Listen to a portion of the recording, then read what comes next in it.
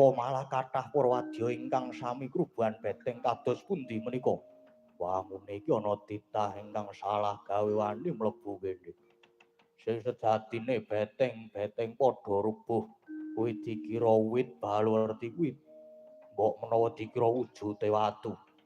Merga iki pancen negara kajiman. Wah, cetha ana manungsa sing salah gawe. Wadya bala kajiman kabeh wae. Para gage prapakana manungsa salah gawe iki. Nggih, ngesaken dawuh. Ayo kanca budal-budal.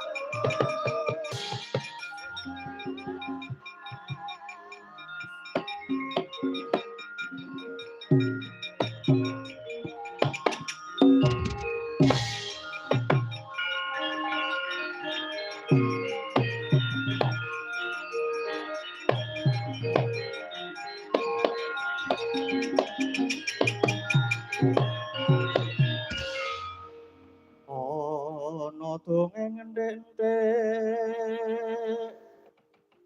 si panunggul paten ana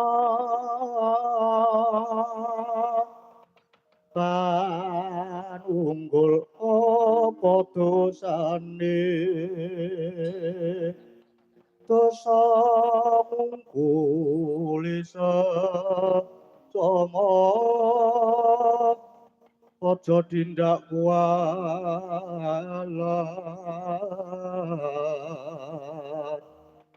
lah iya bener kanamu lali sumber katiwasan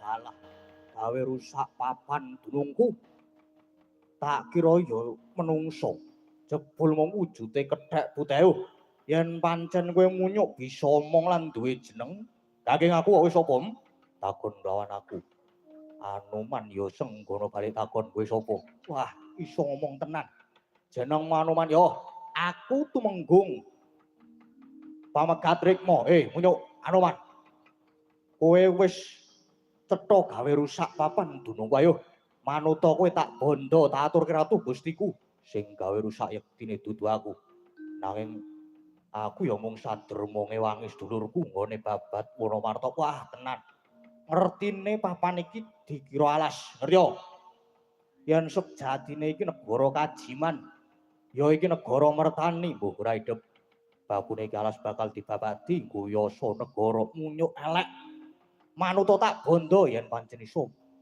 bondo bandan Anoman budya tak sembadani munyuk elek kakehan wus tiban tangan pecah sirahmu Sinolena Prapting Lampus pamegat Rikma